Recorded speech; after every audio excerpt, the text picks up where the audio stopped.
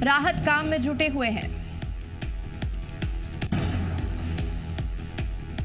लद्दाख के हक में केडीए का बड़ा ऐलान। 9 अगस्त से 3 दिन की भूख हड़ताल करेगा Kargil democratic alliance. Statehood 6 schedule समेत 4 अहम मांगों को लेकर एहतजाज। जम्मू कश्मीर में 25 किताबों पर बैन, जब्ती के ऑर्डर जारी। झूठा नरेटिव और तफर्रुक पसंदी को फरोग देने का इल्जाम। होम डिपार्टमेंट ने लिया एक्शन। एलजी मनोज सिन्हा के ऑर्डर पर कार्रवाई।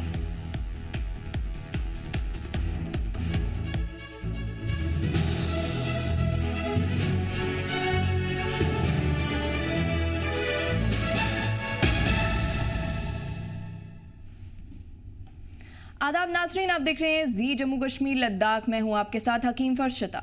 उधमपुर के बसंतगढ़ तहसील के लोधरा इलाके में सीआरपीएफ की एक गाड़ी हादसे का शिकार हो गई। अब तक 2 जवानों की लाशें बरामद की जा चुकी हैं, जबकि कई शदीद तौर पर जख्मी जवानों को सड़क तक पहुंचाकर हॉस्पिटल के लिए रवाना किया गया है। रेस्क्यू ऑपरेशन लगातार जारी है और राहत व बचाव टीम मौके पर मौजूद है। मकामी लोगों के साथ साथ सिक्योरिटी एजेंसीज भी राहत काम में मसरूफ है। हादसे के वजूहात का फिलहाल कुछ पता नहीं चल पाया है, लेकिन मालूमात के मुताबिक गाड़ी हादसे का शिकार होकर गहरी खाई में जा गिरी। इंतजामिया ने हादसे की तहकीकात के ऑर्डर्स दे दिए हैं। तफसीलात के लिए राही कपूर जुड़ चुके हैं हमारे साथ। राही, जानना चाहेंगे यह हादसा कब और कहां पेश आया? देखिए फरशिता, ये हादसा जो है वो जम्मू संभाग का डिस्ट्रिक्ट उधमपुर है और उधमपुर के साथ ही दूर दराज का एरिया है बसंतगढ़। वहां पर एक गांव में ये सीआरपीएफ की जो टुकड़ी है, ये काफिला एक बस जो है सीआरपीएफ की जा रही थी और ये बस उस समय हादसे का शिकार हो गई। ऐसा सूत्रों का मानना है कि ड्राइवर जो है वो नियंत्रण खोया है, तो काफी गहरी खाई में ये बस जा गिरी और उस खाई में गिरने के बाद उसमें काफी जो जवान थे वो गंभीर रूप से घायल हो गए। हालांकि जो अभी हमारे आधिकारिक सूत्रों ने जो है वो पुष्टि की है कि 2 जवानों की इसमें मौत हो चुकी है। लगभग 13 से 15 के बीच जवान जो है वो घायल हैं। आसपास के जो इलाके के जो लोग थे, उन्होंने तुरंत जब इस हादसे को देखा तो वहां पर भारी संख्या में लोग पहुंचे और रेस्क्यू किया। रेस्क्यू ऑपरेशन अभी भी जारी है। बसंतगढ़ इलाका है, क्योंकि बसंतगढ़ एक काफी दूर दराज का क्षेत्र है, पहाड़ी क्षेत्र है, दुर्गम पहाड़ी इलाका है और वहां पर यह हादसा जो है पेश आया, क्योंकि लगातार खराब मौसम भी इस समय जो है वो मौसम भी खराब है। तो ऐसे में जिला प्रशासन उधमपुर की तरफ से राहत बचाव अभियान को और तेज किया गया है। जम्मू कश्मीर पुलिस, एसडीआरएफ की टीमें वहां पर पहुंच चुकी हैं और खास तौर पर जो केंद्र में हमारे जो पीएमओ है डॉक्टर जतिंदर सिंह, पीएमओ में मंत्री हैं, उन्होंने भी ट्वीट करके ये जानकारी दी। उन्होंने कहा कि डिप्टी कमिश्नर उधमपुर के संपर्क में है और साथ में डिप्टी उप कमिश्नर उधमपुर ने तुरंत भारतीय सेना के साथ संपर्क साधते हुए वहां से कुछ जवानों को एयरलिफ्ट भी करवाया है, यानी हेलीकॉप्टर की मदद से जो है उन जवानों का वहां से रेस्क्यू कर उन्हें पहुंचाया जा रहा है जीएमसी जम्मू, ताकि उनका इलाज वहां पर हो सके। लेकिन जो अभी जानकारी मिली है, 2 जवानों के इसमें मारे जाने की खबर है, 2 जवानों की मृत्यु हुई है। हालांकि सूत्रों का यह भी दावा है कि एक जवान जो गंभीर रूप से घायल है उसने भी दम तोड़ दिया है। हादसे की कुछ वजूहात का पता चला है कि किस वजह से यह हादसा पेश आया? देखिए वर्षिता, जो अभी तक इनिशियल जो जानकारी हमारे पास निकलकर सामने आ रही है, जो वजूहात थे उसमें यह बताया जा रहा है कि जिस तरीके से खराब मौसम है, लगातार पहाड़ी क्षेत्रों में बारिशें भी हैं और कहीं ना कहीं फिसलन जो है वो रहता है, तो ऐसा ये माना जा रहा है। सूत्रों का दावा है, अभी आधिकारिक इस पे जो है वो जांच चल रही है, सब चीजें डिटेल में बाद में निकलकर सामने आएगी, पर यह सूत्रों का दावा है कि ड्राइवर ने नियंत्रण खोया है, यानी कहीं फिसलन के कारण नियंत्रण खोने से गाड़ी स्किड हुई और स्किड होते हुए जो है वो गाड़ी काफी नीचे खाई में जा गिरी, जिसके बाद एक ये बड़ा हादसा जो है वो वहां पर पेश आया। हालांकि राहत बचाव अभियान लगातार जारी है, वहां पर पुलिस भी पहुंच चुकी है, भारतीय सेना के जवान जो नजदीकी जो यूनिट है उसके जवान भी पहुंचे हैं, ताकि सीआरपीएफ के उन जवानों को तुरंत वहां से रेस्क्यू उनको बचाया जा सके, क्योंकि काफी डीप जो है वो खाई है। उस डीप से वहां से उनको उठाकर सड़क तक लाना, आगे से जो कंसर्न वहां का जो हॉस्पिटल है, पीएचसी है या सीएचसी है, वहां की एम्बुलेंसेस है, लोगों ने अपनी गाड़ियां वहां पर निकाली। तो राहत बचाव अभियान लगातार जारी है। लेकिन दुखद घटना आज जो है, ये सबसे बड़ी दुखद घटना जम्मू कश्मीर में ये सामने आई है कि उधमपुर के बसंतगढ़ इलाके में एक दर्दनाक हादसा हुआ और इस दर्दनाक हादसे में हमारे सीआरपीएफ के 2 जवान और 5 जवान फर्शिता बताए जा रहे हैं कि वो अभी भी क्रिटिकल है। उन्हें एयरलिफ्ट जो है वो किया गया है वहां से। तो लगातार प्रशासन इस पर नजर बनाए हुए हैं, रेस्क्यू टीम वहां पर अवेलेबल है। सीआरपीएफ के जवान जो घायल हैं उनको बेहतर से बेहतर इलाज मिले, इसको लेकर प्रशासन और कंसर्न जो भी लोग हैं वो इसको मॉनिटर कर रहे हैं। जी, कई शदीद तौर पर जख्मी भी बताए जा रहे हैं जवान। क्या एग्जैक्ट नंबर पता चला है कि कितने जवान शदीद तौर से जख्मी हो चुके हैं इस हादसे में? देखिए फर्शिता, जो अभी हमारे पास जानकारी आई है, जो स्टार्टिंग में जानकारी आई थी वो 8 से 9 जवानों की आई थी। लेकिन अब इनका आंकड़ा जो है वो बढ़ चुका है, लगभग 13 हो चुके हैं और कुछ जगह पर यह भी बताया जा रहा है कि 15 हो सकते हैं। हालांकि 13 की कंफर्मेशन अभी हमारे पास है और 13 जवान जो इंजर्ड हुए हैं उनमें से 5 जो है वो क्रिटिकल इंजर्ड हैं, यानी उनको गंभीर चोटें आई हैं। तो स्पेशली उन्हें रेस्क्यू जो है वो हेलीकॉप्टर के जरिए जो है उन्हें अस्पताल जो है वो पहुंचाया जा रहा है। और ऐसे में जो बाकी अन्य जवान जो घायल हैं उनका भी इलाज चल रहा है। जिनको माइनर इंजरी है उन्हें नजदीकी हॉस्पिटल में ले जाएगा, जो ज्यादा क्रिटिकल हैं उन्हें वहां से जम्मू के लिए रेफर किया गया या फिर उधमपुर में कुछ जवानों को लाया जाएगा। तो ऐसे में एक दुखद हादसा है, इस पर नजरें जो है वो चाहे प्रशासन हो या फिर पुलिस हो या फिर संबंधित विभाग हो, इवन के जो केंद्र में मंत्री हैं पीएमओ में, वो भी प्रॉपर मॉनिटर कर रहे हैं। उन्होंने ट्वीट करके भी ये जानकारी दी है। एलजी मनोज सिन्हा का भी जो है वो सामने आ रहा है बयान। ये एक दुखद घटना है, इसको लेकर सब जो है वो सतर्क है कि जो घायल जवान राही जो ये क्रिटिकल है जवान, इनकी कुछ शिनाख्त हो चुकी है, की गई है इनकी शिनाख्त? अभी जी बिल्कुल बिल्कुल, जो 5 जवान जो है वो क्रिटिकल हैं, बाकी जो 2 जवानों की इसमें मृत्यु हुई है। हालांकि उनके नाम जो है वो अभी तक पब्लिक नहीं किए गए हैं क्योंकि कुछ इन्वेस्टिगेशन का पार्ट रहता है। तो अभी ये कहना संभव नहीं होगा क्योंकि ये जब जानकारी सारी एकत्रित होगी, हादसे का कारण पता चलेगा, तो फिर आंकड़े जो है वो तकरीबन जो सामने आ जाएंगे। क्योंकि इस समय जो भी जानकारी मिल पा रही है, हालांकि हमारे आधिकारिक सूत्रों की बात कर रहे हैं, कहीं ना कहीं हद तक जो है ये खबर की पुष्टि हुई है, लेकिन फिर भी हम इंतजार कर रहे हैं कि जो प्रॉपर पूरे आंकड़े जो सामने आए या फिर जो जिन जवानों की इसमें मृत्यु हुई है उनके नाम क्या है, उनकी शिनाख्त क्या हुई है, ये सब चीजें अभी थोड़ी देर के बाद जो है वो साझा की जाएंगी। तो हम इसको लेकर एक प्रॉपर अपडेट में बने हुए। जी चलिए, तफसीलात के लिए आपका बहुत बहुत शुक्रिया राही। कश्मीर की काउंटर इंटेलिजेंस विंग CIK ने टेरर फंडिंग के खिलाफ एक बड़ी कार्रवाई को अंजाम दिया है। दिल्ली के लाजपत नगर में एक कपड़ों की दुकान पर छापा मारकर एक इंटरनेशनल टेरर फंडिंग सिंडिकेट का बांडा फोड़ दिया गया है। इस कार्रवाई को श्रीनगर के थाने में दर्ज FIR के तहत अंजाम दिया गया, जिसमें UAPA और IPC की धारा 120B लगाई गई है। CIK के मुताबिक ये नेटवर्क पाकिस्तान में बैठे लश्कर-ए-तोयबा के हैंडलर्स के जरिए चलाया जा रहा था। जांच में पता चला कि बडगाम का रहने वाला एक शख्स जो दिल्ली में शालीमार टेक्सटाइल्स के नाम से दुकान चला रहा था, दरअसल टेरर फंडिंग में शामिल था। उसके साथ एक और शख्स भी इस नेटवर्क को चला रहा था। छापेमारी में CIK ने mobile devices, Mushtaba chats, Pakistani handlers से बातचीत के सबूत और हवाला लेन देन से मुतल्लिक दस्तावेज जब्त किए हैं। शुरुआती पूछताछ में कुछ बड़े सुराग हाथ लगे हैं और अब ये भी साफ हो रहा है कि ये नेटवर्क सिर्फ मुल्क में नहीं बल्कि इंटरनेशनल लेवल पर फैला हुआ है। फिलहाल दोनों मुलजिमीन से पूछताछ जारी है और तमाम डिजिटल सबूतों की फोरेंसिक जांच हो रही है। CIK का कहना है कि इस कार्रवाई से जम्मू कश्मीर में बदअमनी फैलने की एक बड़ी साजिश को वक्त रहते नाकाम कर दिया गया है।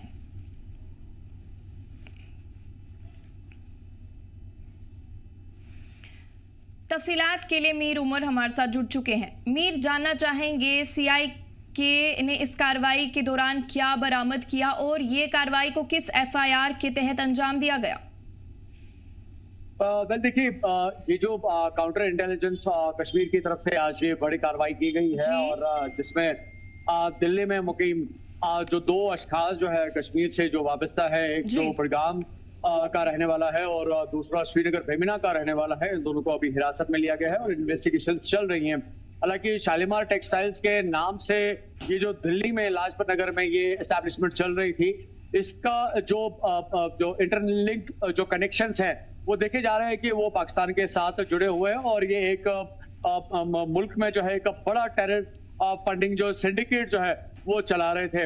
हालांकि जैसे ही काउंटर इंटेलिजेंस कश्मीर की तरफ से ये ऑपरेशन किया गया है, अभी इस मामले को लेकर जो है कई सारे जो दस्तावेजात है या जो एनक्रिप्टेड जो चैट्स जो है वो रिकवर किए गए हैं, साथ साथ जो मोबाइल डिवाइसेस है या जो बाकी जो इंटरनेटिंग जो मटेरियल है, दस्तावेजात है, वो वहां से रिकवर किए गए हैं। और अभी भी करंटली जो है इस मामले को लेकर इन्वेस्टिगेशन चल रही है।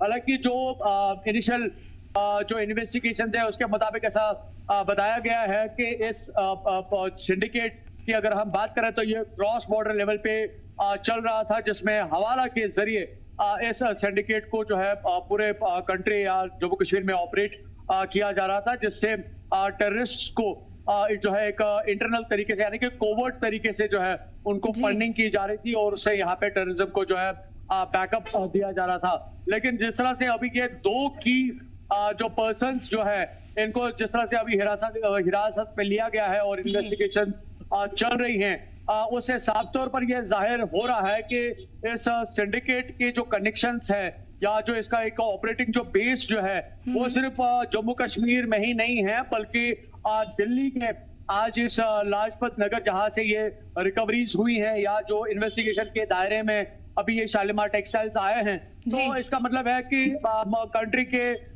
इन पार्ट्स में भी जो OGWs हैं या जो हाइब्रिड जो टेररिस्ट है वो ऑपरेट कर रहे हैं। लेकिन जिस तरह से ये बड़ी डेवलपमेंट डेफिनेटली जम्मू कश्मीर में टेररिज्म को मुकम्मल तौर पर खत्म करने के लिए आज की गई है, ऑब्वियसली इसका एक बड़ा पॉजिटिव इम्पैक्ट जो है जम्मू कश्मीर की एक स्टेबिलिटी में हमें देखने को मिल सकता है।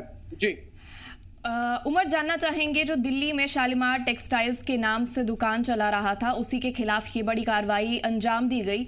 क्या बताया जा रहा है कि इस शालीमार टेक्सटाइल्स के दुकान के मालिक का ताल्लुक किन लोगों से था और क्या ये जो ये सब चला रहा था, जो भी जिसके खिलाफ कार्रवाई हुई है, क्या ये भारत तक महदूद है या फिर इंटरनेशनल लेवल पे भी जा चुका है?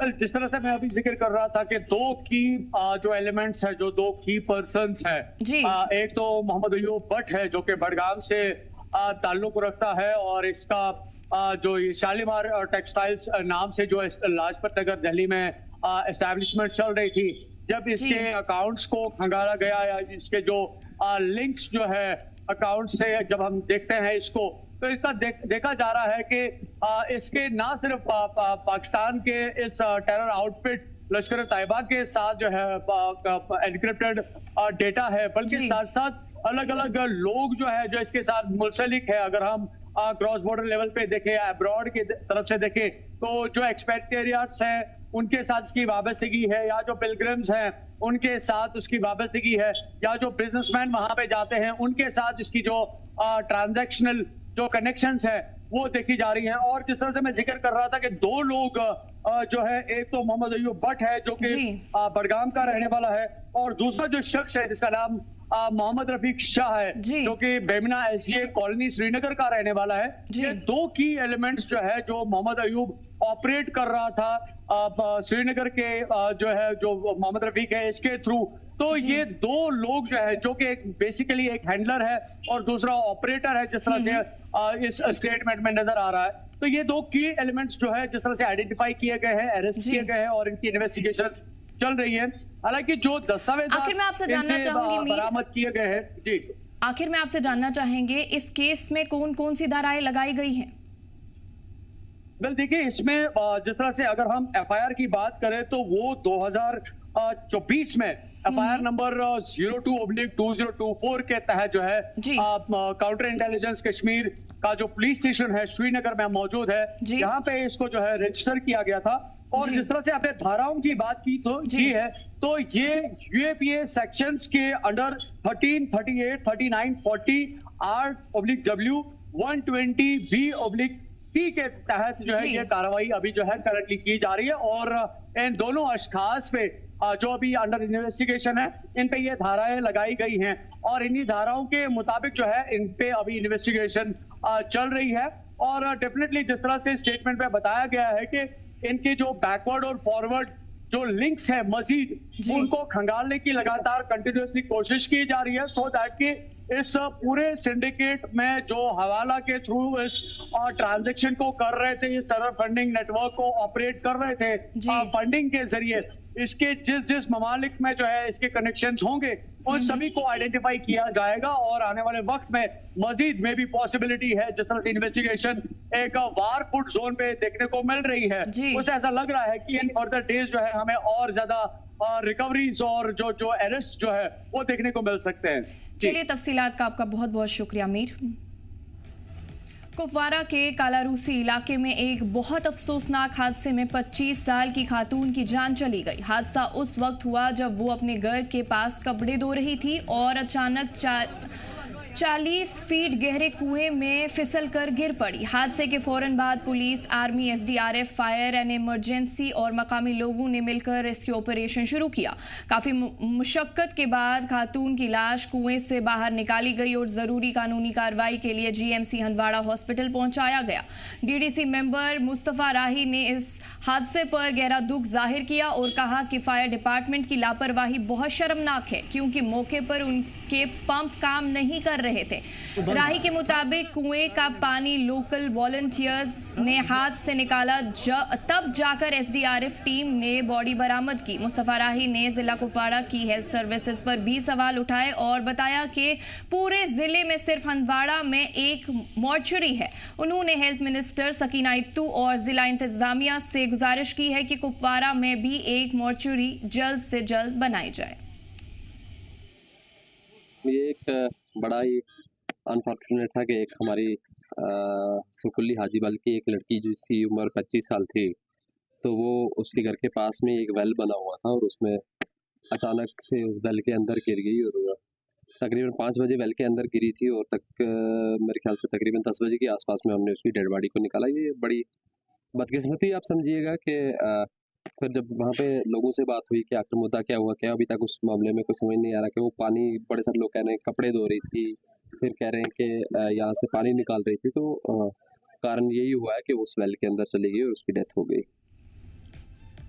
जम्मू शहर में स्मार्ट सिटी के तहत कई तरक्कियाती काम जोरों शोर से जारी हैं, मगर जमीनी सच्चाई कुछ और ही तस्वीर पेश करती है। कई जगहों पर स्ट्रीट लाइटें टूटी हुई हैं, कहीं सीसीटीवी कैमरास ही गायब है और ट्रैफिक सिग्नल भी कई इलाकों में काम नहीं कर रहे। बरसात के दिनों में जल बारव की परेशानी भी आम हो चुकी है, जिससे लोगों को रोजमर्रा की जिंदगी में दुश्वारी का सामना करना पड़ता है। इन्हीं हालात पर जी जम्मू कश्मीर लद्दाख से खास गुफ्तगू में सीनियर एडवोकेट और एक्टिविस्ट अन्ना दुरानी ने फिक्र का इजहार किया। उन्होंने कहा कि वो बतौर एक जिम्मेदार शहरी बार बार इन मसाइल को उजागर करती रही हैं, ताकि इंतजामिया सिर्फ कागजी दावों से बाहर निकलकर असली हालात पर तवज्जो दे। उन्होंने ये भी कहा कि स्मार्ट सिटी का मतलब सिर्फ नाम नहीं, बल्कि जमीनी तब्दीली होनी चाहिए, ताकि आम आदमी को राहत मिले और शहर वाकई स्मार्ट बन सके। नमस्कार, आप देख रहे हैं जी जम्मू कश्मीर लद्दाख। आज का जो खास विषय है वो है जम्मू स्मार्ट सिटी।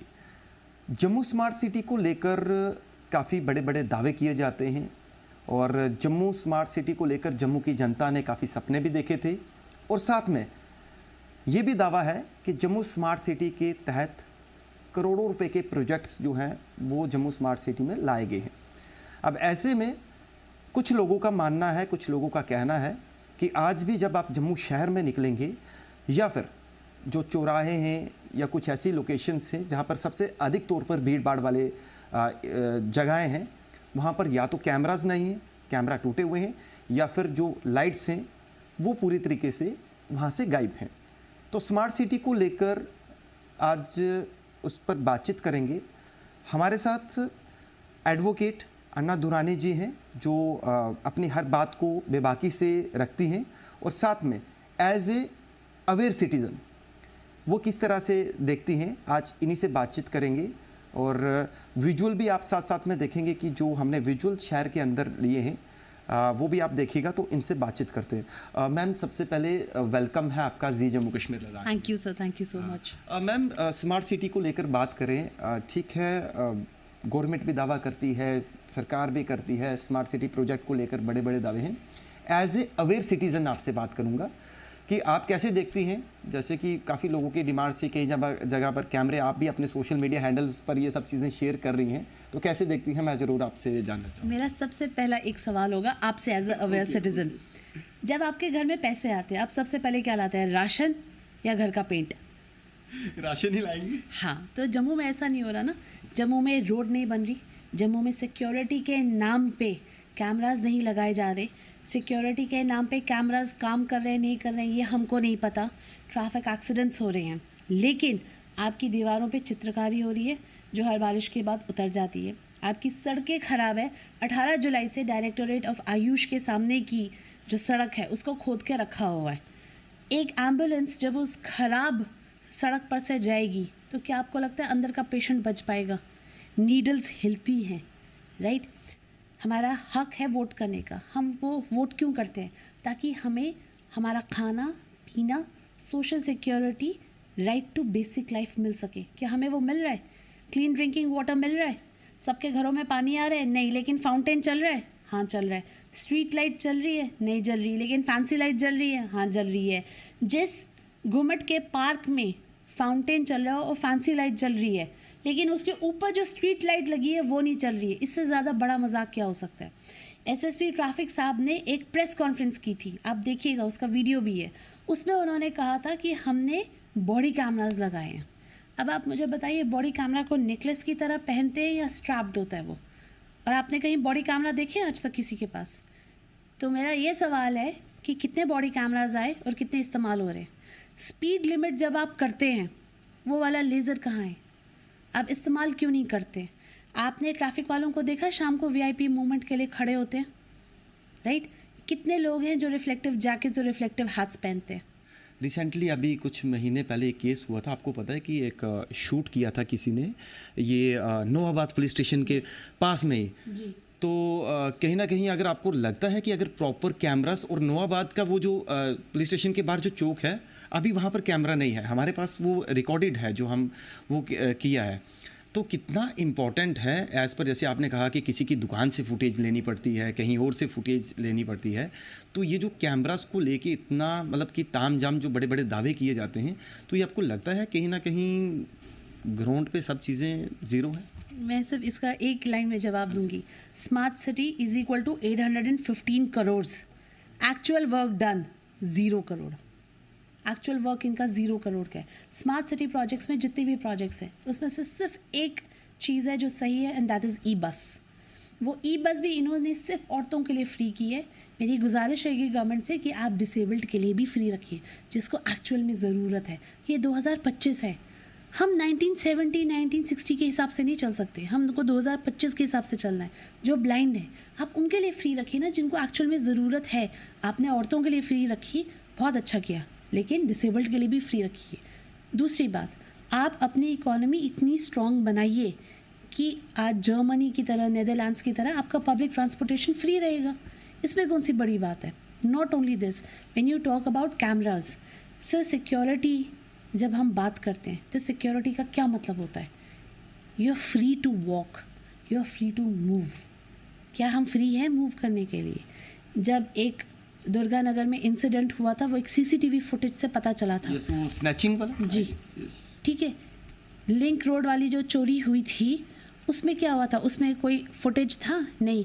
इन्होंने हर 10-15 मीटर के बाद एक लैंप पोस्ट लगा दिया। उस लैंप पोस्ट पे आप हिडन कैमरा रख देते, पता चल जाता। क्यों नहीं इन्होंने किया? Thank you ma'am. Thank you sir. तो ये अन्ना दुरानी जी हैं, एज ए अवेयर सिटीज़न इन्होंने अपनी बात जो है वो रखी है, क्योंकि इस समय जम्मू के अंदर कहीं ना कहीं रोड्स भी जो है वो ख़राब हैं, कैमरास भी कई जगह पर नहीं हैं, ट्रैफिक जो सिग्नल लाइट्स हैं वो टूटी पड़ी हैं। तो स्मार्ट सिटी को लेकर, हालांकि स्मार्ट सिटी एक बहुत बड़ा प्रोजेक्ट है जिसकी जो है वो काफ़ी ज़्यादा प्रशंसा भी की जाती है, लेकिन एक्चुअल में आम सिटीज़न कितना फेस कर रहा है, कितनी प्रॉब्लम फेस कर रहा है, वो आपने इनके माध्यम से जो है वो सुना है। और हम जल्द किसी और इशू को लेकर आपके सामने जो है उपस्थित होंगे। वीडियो जर्नलिस्ट बलजिंदर के साथ राही कपूर, जी जम्मू कश्मीर लद्दाख, जम्मू। पीडीपी सदर महबूबा मुफ्ती आज दिल्ली में होने वाली इंडिया ब्लॉक की मीटिंग में हिस्सा लेंगी। इंडिया ब्लॉक की होने वाली इस मीटिंग की सदारत राहुल गांधी करेंगे। अपोजिशन पार्टियों की इस मीटिंग का मकसद बिहार में इलेक्शन रिव्यू लिस्ट, SIR और जमहूरी निजाम को नुकसान पहुंचाने को लेकर की जा रही है।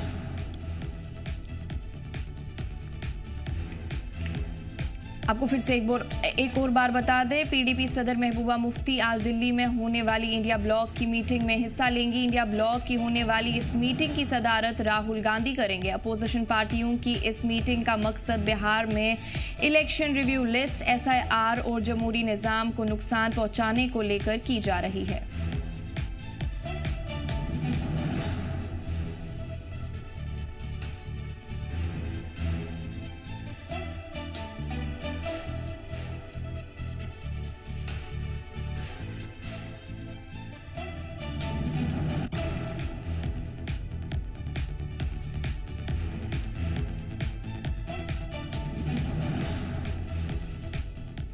उधमपुर में हुए हादसे पर जम्मू कश्मीर के LG मनोज सिन्हा, मरकजी वजीर डॉक्टर जितेंद्र सिंह और दीगर लीडर्स ने अफसोस का इजहार किया। आपको बता दें कि CRPF की गाड़ी गहरी खाई में गिर जाने से 2 जवानों की मौत और कई दीगर जख्मी हुए हैं।